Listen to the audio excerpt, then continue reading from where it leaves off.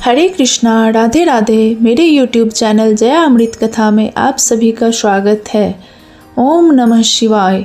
आज हम सभी अत्यंत सौभाग्यशाली हैं कि हमें माघ मास की इस दिव्य और पुण्यदायी कथा श्रवण करने का पावन अवसर प्राप्त हो रहा है। सनातन धर्म में माघ मास को सभी मासों में श्रेष्ठ कहा गया है। यह वही पवित्र समय है जब सूर्यदेव मकर राशि में स्थित होकर धरती पर विशेष पुण्य वर्षा करते हैं। शास्त्रों में कहा गया है कि माघ मास में स्नान, दान, जप, व्रत और कथा श्रवण करने से मनुष्य के जन्म जन्मांतर के पाप नष्ट हो जाते हैं। इस मास में की गई थोड़ी सी भक्ति भी अक्षय फल देने वाली होती है। हे भक्तों, आज माघ मास कथा का यह प्रथम अध्याय है जिसमें हम जानेंगे माघ मास की उत्पत्ति कैसे हुई, देवताओं को यह मास क्यों प्रिय है और माघ मास का महत्व शास्त्रों में इतना अधिक क्यों बताया गया है। अतः आप सभी से विनम्र निवेदन है कि मन, वचन और कर्म से भगवान का स्मरण करते हुए इस पावन कथा का श्रवण करें। आइए श्रद्धा और भक्ति के साथ माघ मास कथा के प्रथम अध्याय का शुभारंभ करें। हर हर महादेव। नारायणं नमस्कृत्यं नरं चैव नरोत्तमं देवी सरस्वती चैव ततो जयमुदीरयेत्। अर्थात सारे संसार के कर्ता श्री भगवान विष्णु, माता लक्ष्मी और देवी सरस्वती तथा श्री देव गुरु बृहस्पति जी के चरण कमलों में नमस्कार करके मैं इस माघ मास महात्म्य का वर्णन करती हूँ।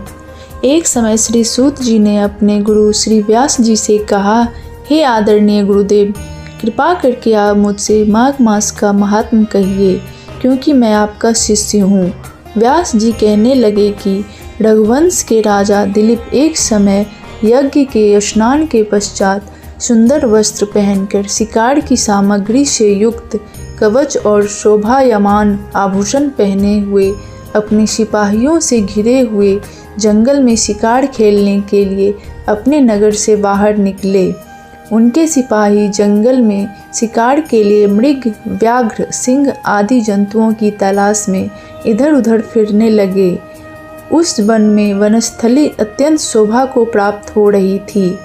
वन में कहीं वृक्षों पर मोर नाच रहे थे, कहीं कहीं मृगों के झुंड फिरते थे, कहीं गीदड़ अपना भयंकर शब्द कर रहे थे, कहीं गैंडों का समूह हाथियों के सामान फिर रहा था, कहीं वृक्षों के कोटरों में बैठे हुए उल्लू अपना भयानक शब्द कर रहे थे, कहीं सिंहों के पद चिन्हों के साथ घायल मृगों के रक्त से भूमि लाल हो रही थी, कहीं दूध से भरी थनों वाली सुंदर भैंसें फिर रही थी, कहीं पर गंधित पुष्प हरी हरी लताएं वन की शोभा को बढ़ा रही थी, कहीं बड़े बड़े पेड़ खड़े थे तो कहीं पर उन पेड़ों पर बड़े बड़े अजगर और उनकी केचलियाँ भी पड़ी हुई थी। उसी समय राजा के सिपाहियों के बाजे की आवाज़ सुनकर एक मृग वन में से निकलकर भागने लगा और बड़ी बड़ी चौकड़ियाँ भरता हुआ आगे बढ़ा। राजा ने उसके पीछे अपना घोड़ा दौड़ाया परंतु मृग पूर्ण शक्ति से भागने लगा। मृग कांटेदार वृक्षों के एक जंगल में घुसा और राजा ने भी उसके पीछे वन में प्रवेश किया, परंतु दूर जाकर मृग राजा की दृष्टि से ओझल होकर कहीं निकल गया। राजा निर्जन वन में अपने सैनिकों सहित प्यास के मारे अति दुखी हो गया। दोपहर के समय अधिक मार्ग पर चलने से सैनिक थक गए और घोड़े रुक गए। कुछ थोड़ी देर बाद राजा ने एक बड़ा भारी सुंदर सरोवर देखा जिसके किनारों पर घने वृक्ष थे।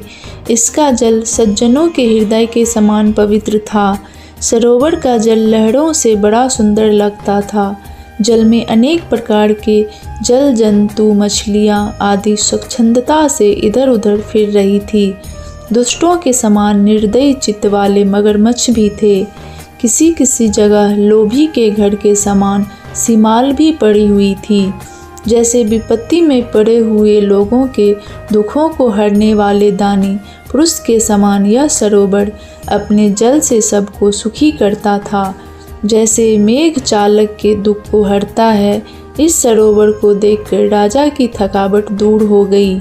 रात्रि को राजा ने वहीं विश्राम किया और सैनिक पहरा देने लगे और चारों तरफ फैल गए। रात के अंतिम समय में सुकरों के एक झुंड ने आकर अंतिम समय में पानी पिया और कमल के झुंड के पास आया। तब शिकारियों ने सावधान होकर सुकरों पर आक्रमण किया और उनको मारकर पृथ्वी पर गिरा दिया। उस समय सब शिकारी कोलाहल करते हुए बड़ी प्रसन्नता के साथ राजा के पास गए और राजा प्रभात हुआ देखकर उनके साथ ही अपनी नगरी के तरफ चल पड़ा।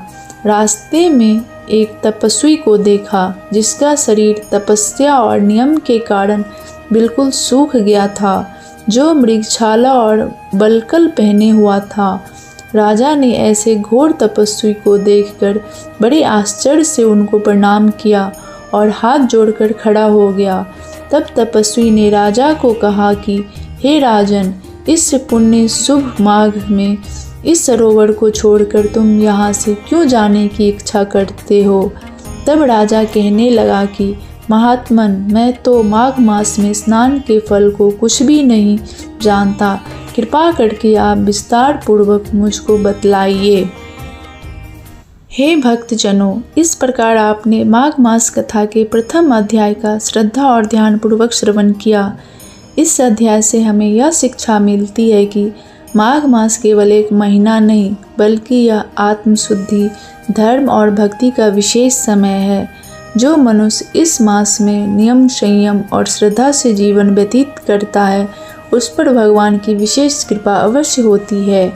शास्त्रों में कहा गया है कि जो व्यक्ति माघ मास की कथा को ध्यानपूर्वक सुनता है, उसके घर में सुख, शांति और समृद्धि का वास होता है।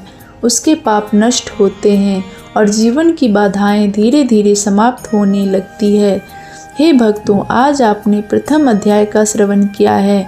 आने वाले अध्यायों में हम माघ मास के व्रत, नियम और इसके अद्भुत फल के विषय में और भी विस्तार से जानेंगे। इसी मंगल कामना के साथ आज के इस प्रथम अध्याय को यहीं विराम देते हैं। भगवान विष्णु और महादेव आप सभी पर अपनी कृपा बनाए रखें। बोलो माघ मास की जय। हर हर महादेव।